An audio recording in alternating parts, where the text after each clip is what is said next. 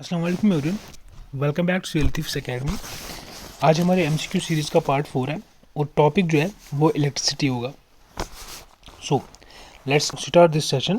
Question number 1 is the SI unit of electric current is. Electric current का SI unit क्या है? Joule, ampere, watt और newton. So the correct option should be ampere, because as we know joule जो है वो SI unit है work का, ampere है एसआई यूनिट इलेक्ट्रिक करंट का, वाट है ऐसा यूनिट पावर का, और जो न्यूटन है वो ऐसा यूनिट है फोर्स का। Now the second question is a fuse wire is of low melting point, of high melting point, of very high melting point और नॉन ऑफ दीज। जो फ्यूज वायर है उसका जो मटेरियल होता है उसका मेल्टिंग पॉइंट लो होता है, हाई होता है या वेरी हाई होता है या none of these. So the correct option is of low melting point. जो फ्यूज़ वायर का मटेरियल होता है, जो जिस मटेरियल से फ्यूज़ वायर बना होता है उसका मेल्टिंग पॉइंट कम होना चाहिए, बिकॉज जब कभी वोल्टेज ज़्यादा आए उसकी रेजिस्टेंस ज़्यादा होती है और मेल्टिंग पॉइंट कम होता है ताकि वो मेल्ट हो जाए और जो हमारे बाकी घर के अंदर एप्लीकेंसेस हो वो सारे शॉर्ट होने से बच जाए। Now the next question is electric fuse is an alloy of. Electric fuse जो है वो किन दो मेटल्स से बना होता है, किन दो मेटल्स का अलॉय है? Tin and lead, zinc and lead, copper and iron, carbon and tin. So the correct option is tin and lead. Electric fuse जो है वो बना होता है, वो अलॉय होता है टिन एंड लेड का। इसकी वजह ये है कि इसकी रेजिस्टेंस बहुत ज़्यादा होती है और मेल्टिंग पॉइंट कम होता है, जो कि एक आइडियल इलेक्ट्रिक फ्यूज की रिक्वायरमेंट है। Question number 4 is conversion of heat into electrical energy may be achieved by using. Heat energy को हम इलेक्ट्रिकल एनर्जी में कैसे कन्वर्ट करते हैं, उसके लिए कौन सा इंस्ट्रूमेंट हम यूज़ करते हैं? Option A is hydrometer, thermocouple, voltmeter और photoelectric tube. So the correct option should be thermocouple. Thermocouple एक ऐसा इंस्ट्रूमेंट है जिसको हम यूज़ करते हैं for conversion of heat energy into electrical energy. Now the next question is, in a rechargeable cell, what kind of energy is stored within the cell? एक rechargeable cell है जिसको हम रिचार्ज कर सकते हैं, उसमें जब इलेक्ट्रिसिटी स्टोर होती है वो किस फॉर्म में स्टोर होती है? Electrical energy, potential energy, chemical energy और kinetic energy. So the correct option is chemical energy. उसमें जो एनर्जी स्टोर रहती है, इलेक्ट्रिकल एनर्जी स्टोर रहती है, वो रहती है in the form of chemical energy. Question number 6 is which of the following is filled inside the bulb. जो बल्ब होता है, जो इलेक्ट्रिक बल्ब होता है, उसमें कौन सी गैस भरी होती है? हाइड्रोजन, एयर, नियॉन और argon, none of these. So remember it's always neon और आर्गन। उसमें हम हमेशा एक इनर्ट गैस फिल करते हैं। Question number 7 is electrical resistivity of a given metallic wire depends upon. Electrical resistivity जो होती है किसी भी मेटेलिक वायर की, वो किस पे डिपेंड करती है? Electrical resistivity, its length, its thickness, its shape और nature of the material. So always remember जो इलेक्ट्रिकल रेजिस्टिविटी होती है वो खाली नेचर ऑफ द मटेरियल पे डिपेंड करेगी, बाकी किसी भी चीज़ पे डिपेंड नहीं करेगी। अगर इसने इलेक्ट्रिकल रेजिस्टेंस लिखा होता है तो वो लेंथ और थिकनेस पे डिपेंड करती है, लेकिन इलेक्ट्रिकल रेजिस्टिविटी खाली नेचर ऑफ द मटेरियल पे डिपेंड करती है।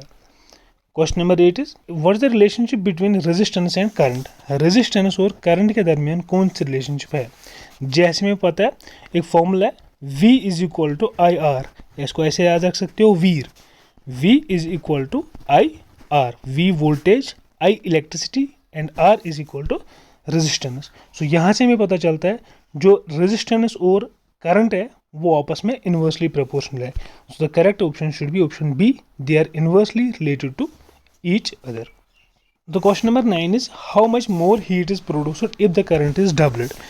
यहाँ पे क्वेश्चन बता रहा है कि अगर हमने करंट को डबल किया है सो कितनी ज़्यादा एनर्जी प्रोड्यूस होगी, कितनी ज़्यादा एनर्जी प्रोड्यूस होगी?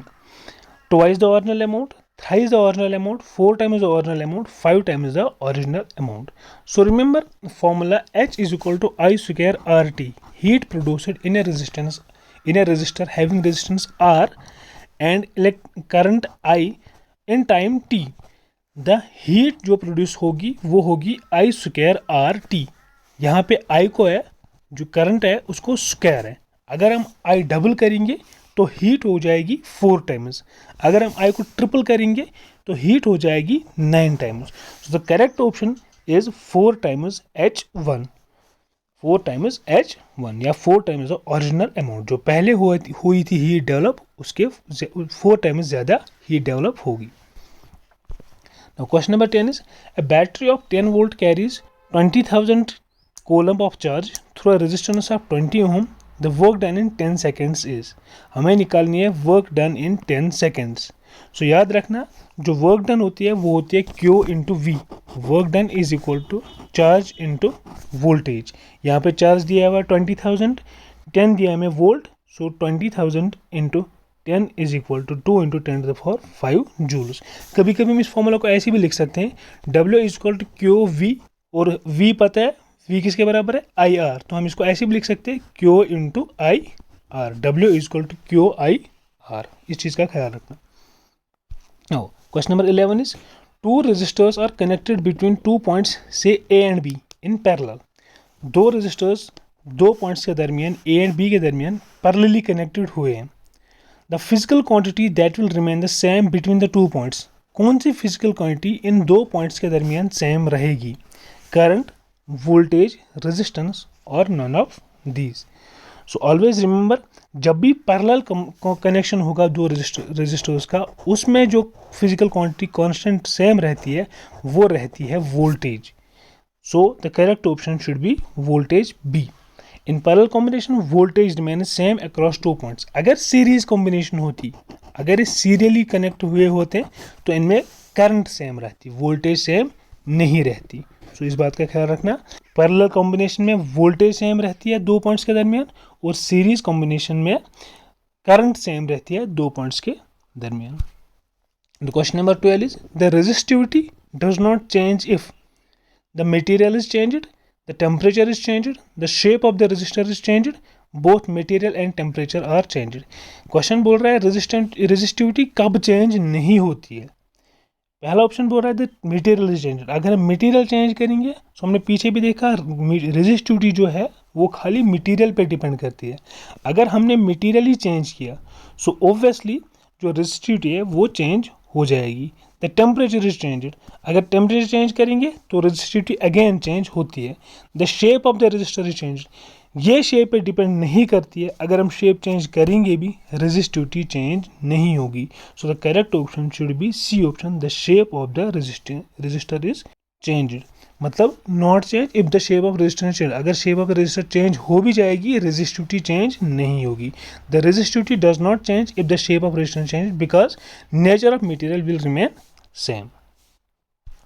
Now question number 13 is, electric potential is है, इलेक्ट्रिक पोटेंशियल जो है वो स्केलर क्वांटिटी है, वेक्टर क्वांटिटी है, नाइदर स्केलर नॉर वेक्टर, और sometimes scalar and sometimes vector.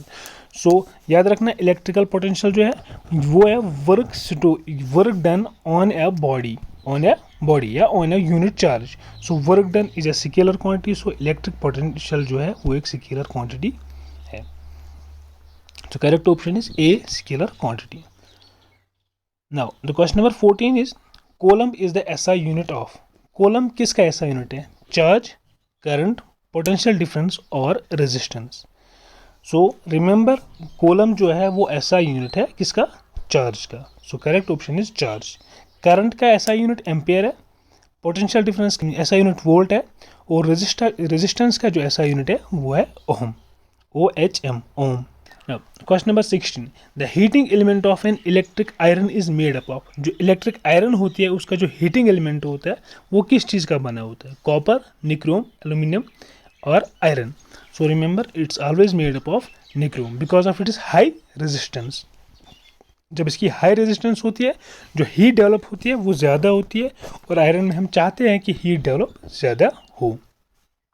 Now question number 17, the electrical resistance of insulators is, जो insulators हम use करते हैं उनकी इलेक्ट्रिकल रेजिस्टेंस क्या होनी चाहिए, हाई, लो, ज़ीरो और infinitely high.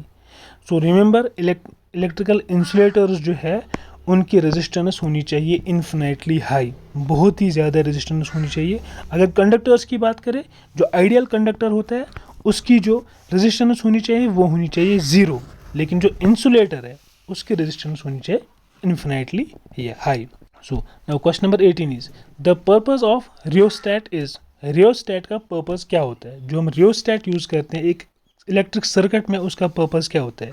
Increase the magnitude of current only, decrease the magnitude of current only, increase और decrease the magnitude of current, या none of these. So always remember, जो रियोस्टैट होता है उसका फंक्शन होता है एक इलेक्ट्रिक सर्किट में करंट को इंक्रीज या डिक्रीज करने का। बेसिकली ये रेगुलेटर होता है, रेगुलेट करता है current in an electricity. So it can either increase और decrease the magnitude of current in the circuit. So correct option should be option सी।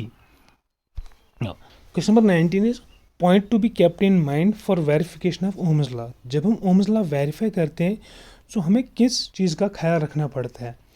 देखिए बेसिकली एमीटर और वोल्ट मीटर हम यूज़ करते हैं ओम्स लॉ में, Ohm's law को verify करने के लिए। और एक बात याद रखना, जो एमीटर होता है उसकी जो रेजिस्टेंस होती है वो इन्फिनाइटली स्मॉल होती है, और जो वोल्ट मीटर है उसकी जो रेजिस्टेंस होती है वो बहुत ही ज़्यादा होती है। तो हमें क्या करना होता है, जो एमीटर होता है वो हमें सीरीज़ में लगाना होता है, और वोल्ट मीटर जो है वो हमें पैरेलल्स में लगाना होता है। अगर हमने वोल्ट मीटर को सीरीज़ में लगाया सो जो इलेक्ट्रिक सर्किट है वो ब्रेक हो जाएगा, क्योंकि रेजिस्टेंस बहुत ही ज़्यादा होगी, उस इलेक्ट्रिक सर्किट में से वो करंट पास नहीं कर पाएगी। So the point that should be kept in mind is that ammeter should be connected in series and voltmeter should be connected in parallels. So the correct option here should be option number B. Okay. Now the question is next question is question number 20. A fuse wire is inserted in a, जो fuse wire हम use करते हैं वो कहाँ पे हम insert करते हैं? लाइव वायर में, न्यूट्रल वायर में, अर्थ वायर में, या हम किसी भी वायर में हम इसको कनेक्ट कर सकते हैं। सो ऑलवेज रिमेंबर, जो फ्यूज़ वायर है वो हम हमेशा लाइव वायर में इंसर्ट करते हैं, ताकि अगर कहीं पे शॉर्ट सर्किट हुआ लाइव वायर में, वो फ्यूज़ वायर मेल्ट हो जाए और जो इलेक्ट्रिक सर्किट है वो डिस्कनेक्ट हो जाए। न्यूट्रल वायर या अर्थ वायर में इसका कोई काम नहीं होता है। So that should be it. Thanks.